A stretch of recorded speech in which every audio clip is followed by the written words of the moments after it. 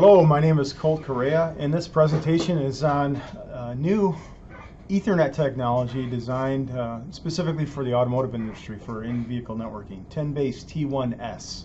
Before I get started on 10BASE-T1S, I want to have a quick note about 10BASE-T1L, which is a cousin technology. 10BASE-T1L, the L stands for long range, and that was developed along with 10BASE-T1S, S standing for short range. The L version was designed predominantly for industrial automation and other applications that have a need to have two different nodes or ECUs separated by a long distance. That's not the need or the focus of the automotive industry, so this presentation will be exclusively focused on 10BASE-T1S. So before we get started specifically on the technology, I'd like to just kind of give history and sort of what's been happening in the automotive industry to get some background as to the motivation for the new technology. So if we look back 30, 40 years ago, in-vehicle networking was essentially just small packets of information, sensor or control data is the way we term it. And that's in these applications you have one ECU, for example an engine controller that might send out repetitive its engine speed or temperatures, oil temperatures, coolant temperature, and so forth for consumption by other ECUs. And so we have this history where the data tended to be small amount of data in packets on a repetitive basis or on an event basis. And these networks, legacy networks that have been around for a long time, all tend to be a relatively slow speed compared to what we would consider high speed in modern day, and that is less than 10 megabits per second.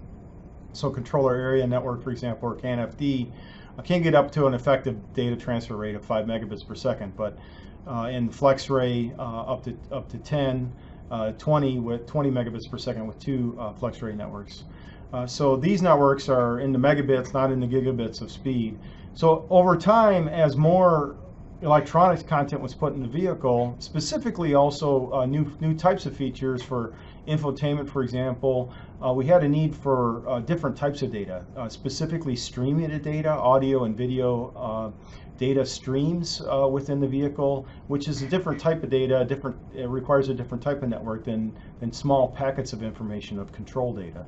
So about 10 years ago, the industry developed, and it's in widespread use today, two forms of automotive Ethernet, 10BASE-T1 or 100BASE-T1S, 100BASE-T1 and 1000BASE-T1, where 100 base is 100 megabit Ethernet, 1000 is gigabit Ethernet, and the T1 stands for two wires, two twisted pairs. So if we compare automotive Ethernet to regular Ethernet that you have in your laptop, for example, or networking computers together, the difference is really at the physical layer. So if we can consider gigabit Ethernet, standard gigabit Ethernet with an RJ45 connector, its official name is 1000BASE-T. It has 8 wires, so there's 8 wires in that, whereas the version of gigabit for the automotive industry is just 2 wires. So the wiring is very, very important in the automotive industry, and having wires greater than 2 tends to be overly expensive for the industry. And secondly, the Ethernet networks that are employed in the consumer electronics and other fields, non-automotive, are not compatible from an electromagnetic standpoint. So in the automotive industry, we have very tight electromagnetic compatibility requirements, immunity, and so forth. And some of those requirements are around protecting any radio frequency that's happening, disturbance on the radio, AM, FM bands, and so forth. And standard Ethernet was not designed for that and does not meet those requirements. So there's two main reasons when we say automotive Ethernet, why can't regular Ethernet be used in a vehicle. First of all, it's not with a wiring count. Automotive industry really likes no more than 2 wires for a network. And secondly, the very stringent electromagnetic compatibility reasons.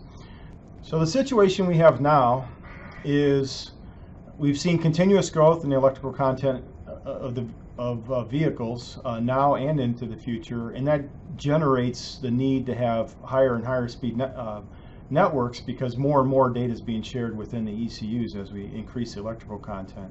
We currently have most automotive networks that are modern. The architecture tends to be currently heterogeneous. That means we might see Automotive Ethernet or 10BASE-T1 or 1000BASE-T1 employed in a domain within the vehicle that makes sense for that specific type of network. So for example, you'll see modern vehicles, many of them, their infotainment-based network is Automotive Ethernet, whereas their control networks, like for engine transmission controls, tend to be legacy networks, specifically CANFD and FlexArray. And so the situation as we have it now, there's a heterogeneous type of network architecture in vehicles where we have many different types of technologies employed within a single vehicle. And the industry would like to move towards more of a homogeneous type of network. That is, where one type of network is used throughout the entire vehicle. And some of the reasons why Automotive Ethernet can't be a good replacement for CANFD and FlexArray is simply because of cost and its own architecture. So Automotive Ethernet with 100BASE-T1 and 1000BASE-T1 is only a point-to-point network. And what that means is if you want to have more than 3 nodes to communicate to each other, you have to introduce what's called a switch. And a switch is a highly intelligent but also expensive device that prohibits the use of these higher speed Ethernet networks throughout the vehicle just because of cost reasons and also flexibility with the wiring. CANFD, FlexArray, and most other legacy networks are multi-drop or bus topology, and this gives you flexibility in the wiring and enables you to connect up many ECUs with a single pair of wires as opposed to just point-to-point, which is the current form of Ethernet. So 10BASE-T1S motivation is to overcome some of these limitations. And it should also be noted that for many of these legacy networks, there was a study done recently where the study concluded that 80% plus of communication within a vehicle is less than 10 megabits per second. So 10BASE-T1S is really 10 megabit Ethernet with single twisted pair and also supporting a bus or multi-drop technology. And the support for the bus or multi-drop technology is fundamentally different than other types of Ethernet that exist today. And as a final note, when we have a heterogeneous type of network, in order to bridge data between the different networks, so for example between CANFD and 100BASE-T1 or FlexArray and so forth, we have to introduce what's typically called a gateway, and that is an ECU that has fairly powerful to be able to handle network traffic, and the software in these gateways tend to be very complex as well, which is a limitation in development speed and also quality of software with the amount of effort that needs to go into this development. So by moving towards a homogeneous network that is all Ethernet based, the claim is that the addressing, sending data back and forth is much simplified because essentially we're using the same addressing method, which is very flexible and very robust within Ethernet. So you have a MAC frame, you have the MAC address, source and destination, and these messages on the Ethernet network are automatically routed to the right place based on the hardware or the way that Ethernet works. So there is a push for a more simplified type of network, and 10BASE-T1S is one of the technologies that is intended to make that push successful. So with 10BASE-T1S, again, the motivation or the goals would be to provide an Ethernet or IP-based solution. You'll hear the term IP everywhere. That means we want to move to a vehicle that has all the nodes on Ethernet of some form, and that way the addressing can be the standard MAC and IP address. Reduce the dependency on gateways. The Ethernet forms that are automotive based, 100BASE-T1, 1000BASE-T1, and also 10BASE-T1S all support Poodle or power over data lines. That way you can supply power to your ECUs as well as data in the same 2 lines. And fundamental for what's new for 10BASE-T1S is a bus or multi-drop architecture. That means more than two nodes can be connected to the same physical two wires, thereby eliminating the need for a switch, which is required because of the point-to-point nature of the physical layers of all forms of modern Ethernet, with the exception of 10BASE-T1S.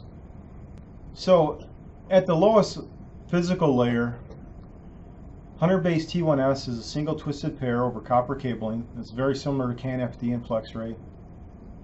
We'll talk a lot about PLCA. It's a new method used to avoid collisions on a network, physical layer collision avoidance method.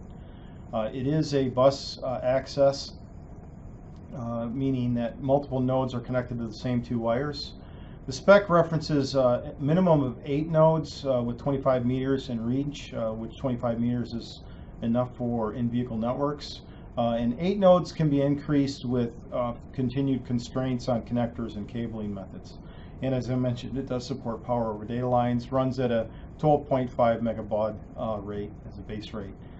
So at the physical layer, what happens is, because it's a bus type architecture, multiple nodes connected to the same two physical wires, the way 10BASE-T1S works is that one node is allowed to transmit at any moment in time.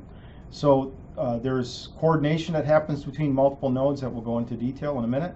But when a node is transmitting, then all other nodes must be in a high impedance or receiving only state.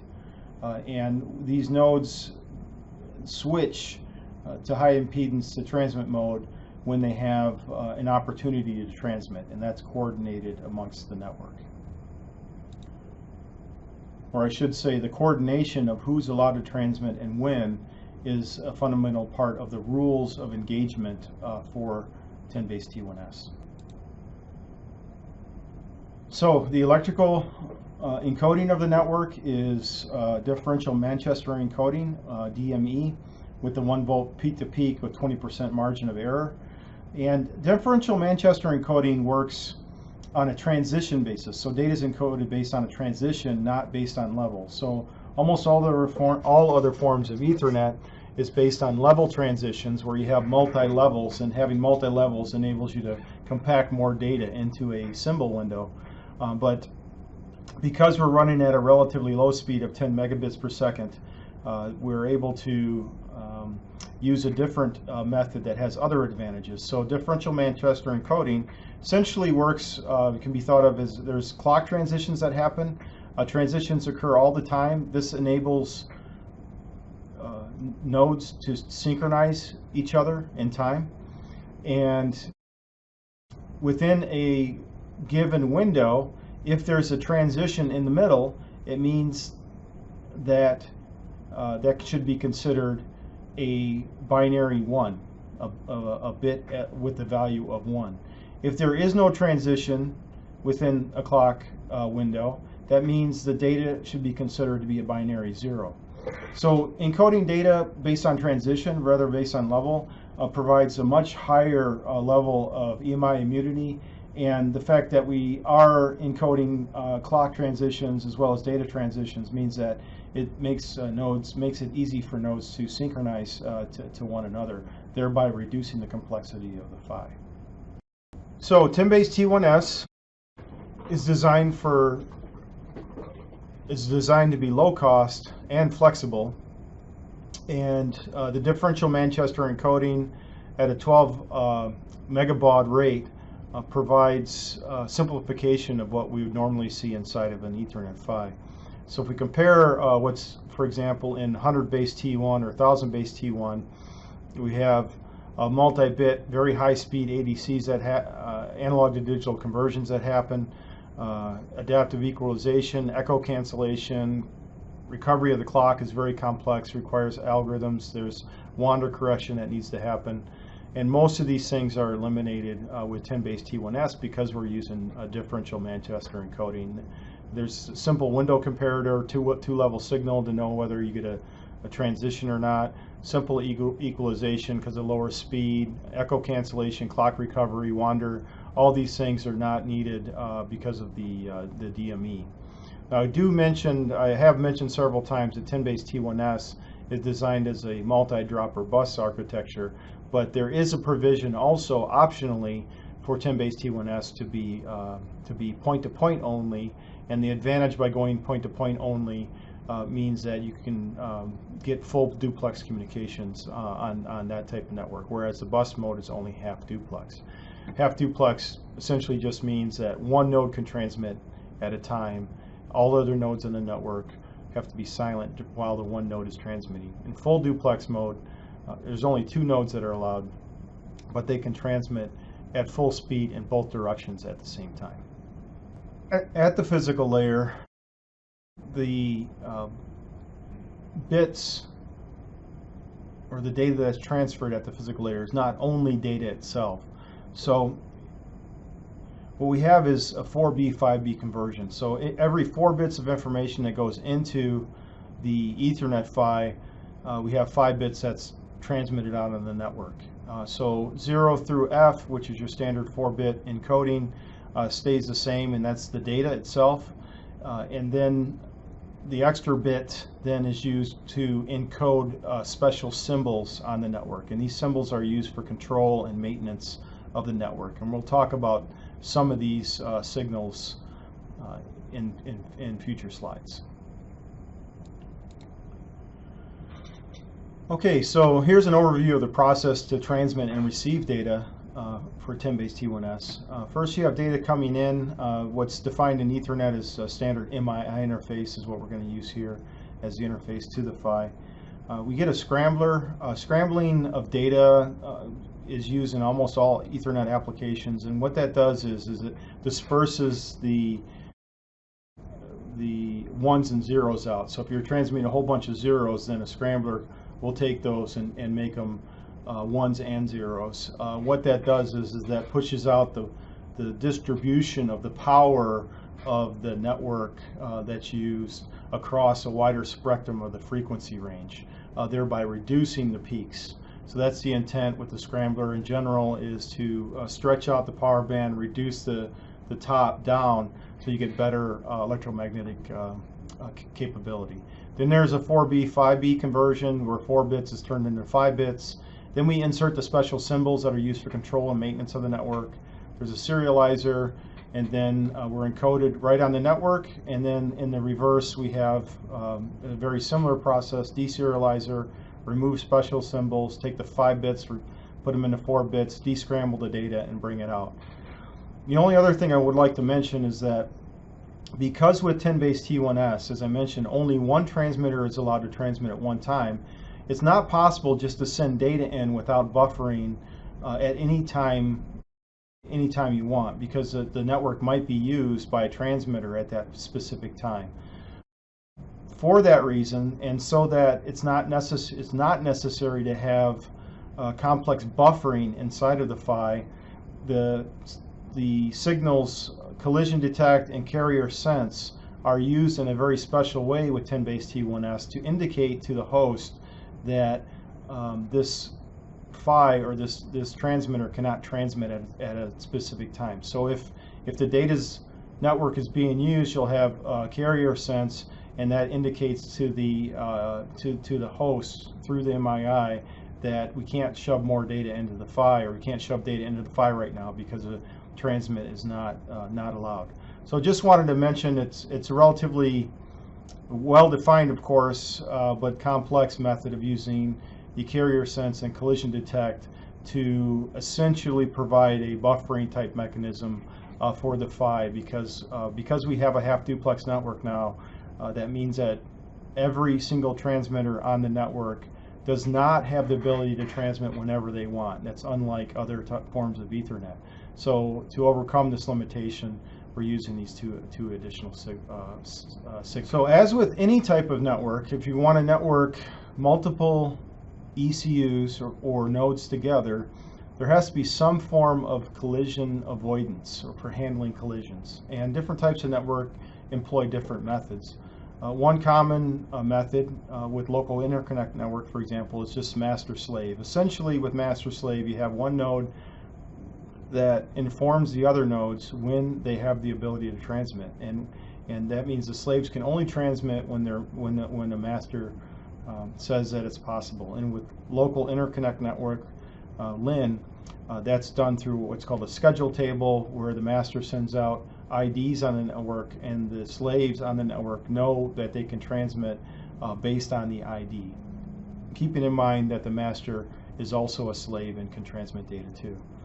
FlexRay uses a TDMA, time divided media access. This is also common in networking, where we have a method for all nodes on the network to be tightly time synchronized to each other, which is what FlexRay does. And within a given time window or a cycle time, each node has its opportunity to transmit. So basically you have different nodes having a time slot available in which they can transmit. That's TDMA. CAN uses a non-destructive arbitration method.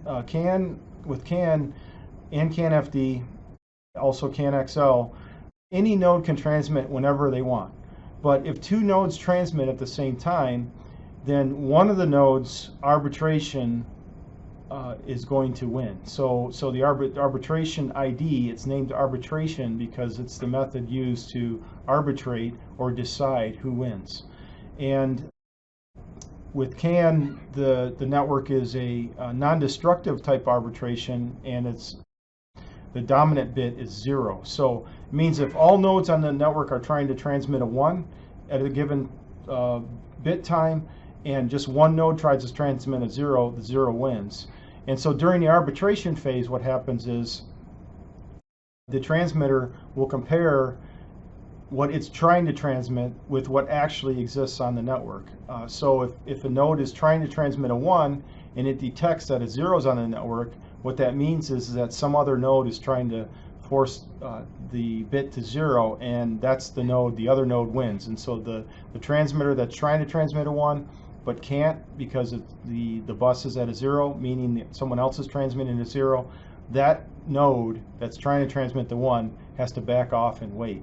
And that's the non-destructive arbitration method used in CAN, which is great because two nodes can have a collision and there's an arbitration that happens. One node has to drop out, and then the other node can continue sending the same data with no destruction of data whatsoever. So controller area network has a great non-destructive arbitration method, but because there's no way to predetermine when a node exactly is going to transmit relative to other nodes, it does mean that controller area network, when compared to FlexRay, for example, it's not possible to get the exact timing requirements on a repetitive message. So if you wanted to transmit a message at exactly every 10 milliseconds, there's going to be jitter associated with that, meaning that sometimes you'll transmit the message, the bus won't be available, you'll have to wait, and your message might come out at 11 milliseconds or even 9 milliseconds. So there's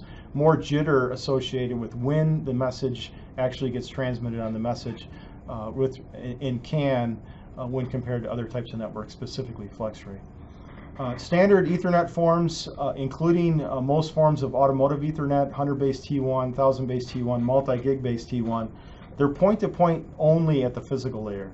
That means if you want to connect multiple ECUs together, you have to have a switch, but each port on a switch can be considered its own physical network, just a point to another ECU. And with this, we have full duplex support. That means both the ECU and the switch, or ECU and another ECU, can transmit at any time in full bandwidth at the same time even with each other. So that means there's no possibility, there's no opportunity for a collision. So Ethernet, most forms of modern Ethernet use full duplex and point-to-point only physical layer to enable transmits to happen at any time, and thereby eliminating the need for any type of collision avoidance method. Okay, and the method that's used in 10BASE-T1S for avoiding collisions is called PLCA, which is specific to 10BASE-T1S, physical layer collision avoidance. The overview of how this works is there's a master or coordinator node. Industry's trying to move away from the name master slave and move towards coordinator as the master to avoid the political association with masters and slaves. So the coordinator node, which is ID 0, I should mention also, every node on the network is assigned an ID 0 through N, and the coordinator node is assigned ID 0, and that node is responsible for transmitting out a beacon, and a beacon is one of those special 5B symbols. The beacon, the existence of the beacon means that we're at a start of a cycle, a transmission cycle for all ECUs or nodes to have an opportunity to transmit.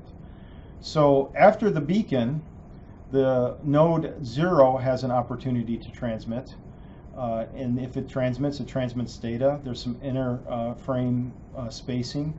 And then node 1 then has an opportunity to transmit.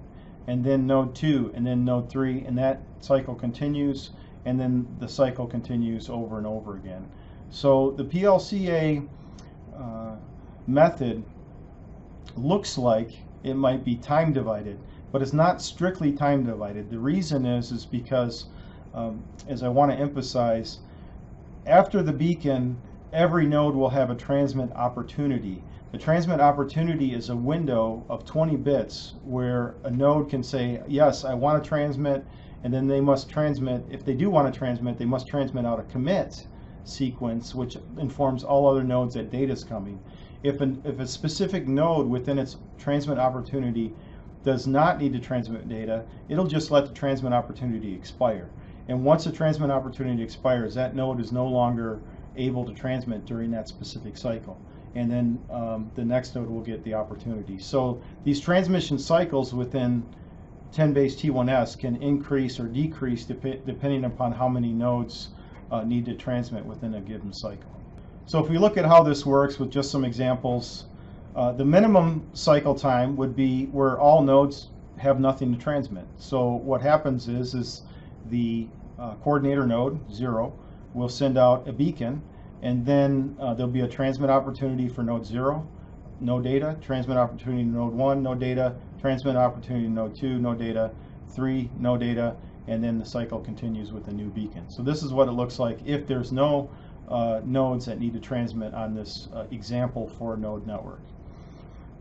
Here's an example where node 1 and 3 are transmitting. Again, the cycle starts with a beacon, 20 bits. There's a transmit opportunity for ECU 0 to transmit, however, doesn't have any data to transmit, but node 1 does have data to transmit. So to start the cycle, within its transmit opportunity, node 1 will send a commit sequence. It's a special encoding of the signals, or 5B encoded data, and that occurs as part of the preamble of the MAC frame. And then the ECU will transmit its data bytes that needs to up to the standard frame length for a MAC frame, which is 1500 bytes, and it can transmit up to 1500 bytes. And then after there's a couple other symbols that go out that let the other nodes know that the transmission sequence is done. And then node 2 will have an opportunity to transmit, doesn't have any data to transmit, so it's just so it lets its transmit opportunity expire. And then node 3 here in this example transmits data up to 1500 bytes. I should say that the max frame in 10BASE-T1S is 1500 bytes. Sometimes the question comes up, are jumbo frames supported in 10BASE-T1S? The answer is no. Jumbo frames are not supported. Jumbo frames, interestingly enough, is not a concept that exists at the MAC layer. So at level 2, at the MAC frame layer, jumbo frames do not, there's no such concept of jumbo frames. Jumbo frames are introduced with IP. So in order to have jumbo frames, it has to be an IP-based message, and the physical layer, the transmitting PHY, and whatever switch it's connected to has to know and support jumbo frames. And so you got to be very careful with the physical layer implementation to know whether jumbo frames are supported or not, but it's not something supported in 10BASE-T1S. And jumbo frames themselves are only a layer 3 concept. So any hardware that transmits or receives jumbo frames has to be aware of level 3, that is the IP layer. So maximum transmission cycle is going to be when all nodes transmit their maximum payload up to 1500 bytes, and here you see a beacon. Oh, there should be a commit here. A beacon, a commit, this is a mistake, 1500 bytes, commit 1500 bytes, commit 1500 bytes, and that continues, and that'll be your maximum PLCA cycle, which also would be the max latency that you could expect on the network. So in most practical network implementations, there are nodes that tend to transmit more data or be producers of data more so than the need to receive data. So what's typical in a network, you have a small number of nodes that produce a larger portion of the overall network bandwidth than other nodes. So to adjust for this, or to support this, this fact about networking, burst mode is introduced. Burst mode essentially allows one or more nodes on the network the ability to transmit more than one MAC frame per transmit opportunity. And so this way you can configure your network. It's optional, it doesn't have to be this way. The network has to be configured for this, but one or more nodes can be configured to be able to transmit up to 255 frames per transmit opportunity. And the way that this is managed is, first, again, it's optional. It has to be programmed into the network, into the different PHYs that are participants on the network. And essentially, there's a special sequence of symbols that happen that enable the network to be aware of what's going on. So if we look at a non-burst example, we have a transmit opportunity of node 0, let that expire, and then node 1 wants to transmit. It'll do a commit sequence, send data out, and at the end of the sequence, there's two symbols that are transmitted, ESD followed by ESD OK, and that tells the network that the transmitter has successfully completed transmission of the data, and then that opens up another transmit opportunity for the next node. In the burst mode, if a node is configured to be able to transmit more than one frame, then it'll transmit the frame as normal, but instead of an ESD followed by an ESD OK, it'll send an ESD BRS and then ESD OK. And this sequence of special symbols lets the rest of the network know, hey, this node is going to transmit another frame that it's allowed to based on the configuration of the network. So in here, we see that we have node 1 transferring two packets of information. And then that will continue up until the maximum burst count, the maximum number of bursts, or until the node lets the rest of the network know that it is complete. And the way that the node tells the network that it is complete with the burst is a special sequence of symbols that go out in the network. The details of the symbols is not as important, but the symbols, the 5B symbols that are special characters, are used to coordinate this activity. Okay, so this is how 10BASE-T1S is sort of adapted to be within a standard 802.3 Ethernet frame. It should be noted that the preamble for 10BASE-T1S has been modified. This essentially makes it non-compatible with other types of Ethernet, so you can't hook up a 10BASE-T1S network to a standard other type of network. But you can't do that anyways, because the fundamental characteristics of the physical layer, for example, differential Manchester encoding, means that only 10BASE-T1S PHYs, physical layers, can be connected to one another, and no other Ethernet network. They're not compatible with other Ethernet networks. So modifying the preamble isn't as destructive as it sounds. So the first part of the preamble in a 10BASE-T1S frame is a commit, and that it would be a special symbol JJ followed by HH. And then we have some bits encoded that enable the transmitter and receivers to initialize their scramblers. So the transmitter will send out descrambler initialization information for the receivers in the preamble here. And then we have the 5555 5D The rest of it is standard IEEE, and 555 is chosen because it's just a continuous pattern of ones and zeros, and the original intent is for that is to allow the receivers to synchronize their clocks to the transmitter. Then we have the standard frame that we known to well, that's well known. The MAC destination address, source address, IEEE tags, and then payload. And then at the end, the CRC for 10BASE-T1S can be optional depending upon the type of physical chips that have chosen for the network. So as long as the interface to a host is not the standard IEEE MII interface, then the CRC becomes optional. The reason why it becomes optional is because, for example, some of the interfaces that go to a host that are not MII based include also error checking, a CRC check in there. And so if we had those interfaces having an CRC check, and then we also do another CRC check here, that becomes redundant, thereby wasting bandwidth. So the CRC was made optional for non-IEEE interfaces, which we'll talk about in the next slide.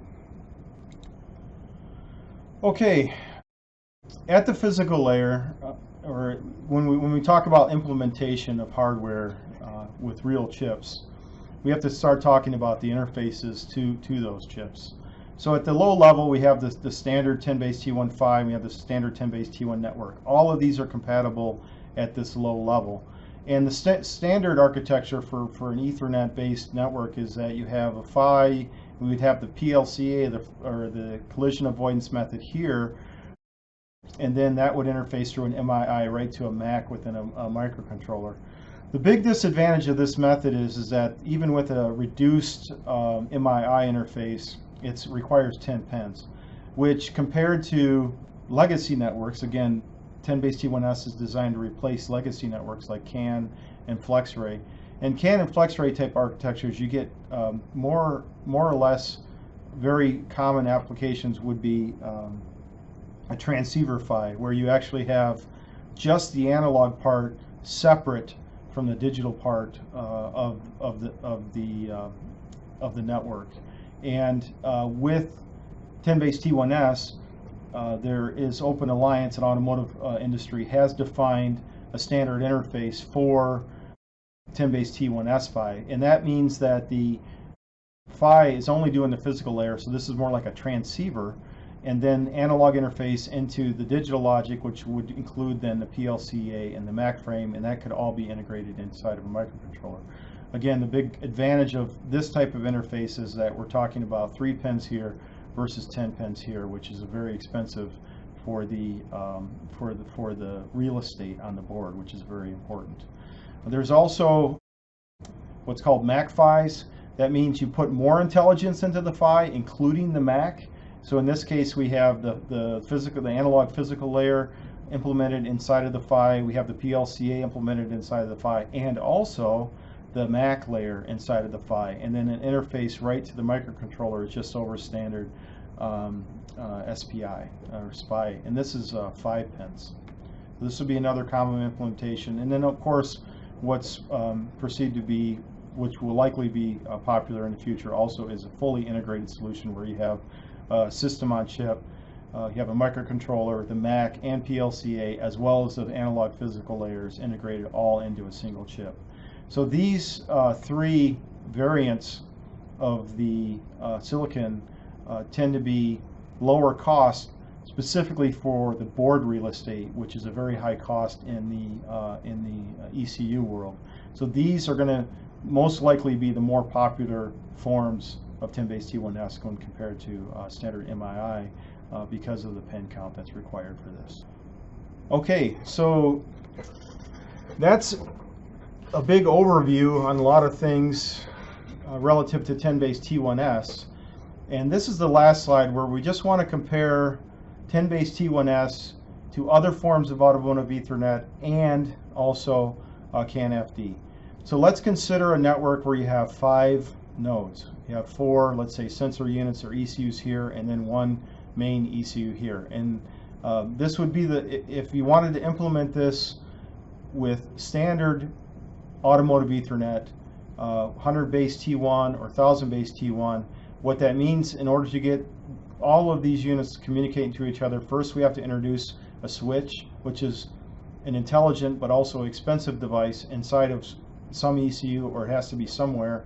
And then you have point-to-point networks for all the other nodes, and each point here in the switch and each node has to have its own PHY. So if we count up the number of PHYs needed for this network for 5 ECUs, it's 8. If we compare that to 10BASE-T1S and also CANFD with a bus-based architecture, this is the big advantage of the bus-based architecture. Not only do you have less wiring requirements potentially, because these are all just point-to-point wires, here you have a bus where you don't have to wire each node individually. And secondly, the cost advantage is that you reduce the number of PHYs that you need to have from 8 in this example to 5. So it's 8 here, 5 here, and 5 here. So you can see 10BASE-T1S is comparable to CAN and CANFD. When we look at the number of connectors for ECUs, it's similar. It's reduced. Cabling's reduced. The overall bandwidth here can be much higher because you're a higher bandwidth network, and then point-to-point, you can do full duplex. There are advantages here, but there are also costs associated with that.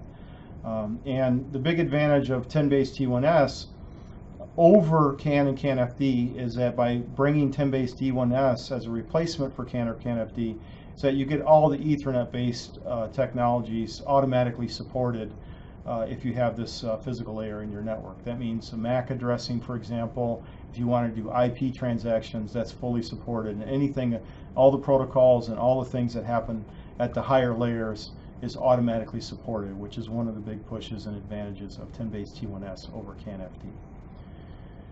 So hopefully that's a good overview. Again, my name is Colt Correa. I appreciate you watching this video and taking the time.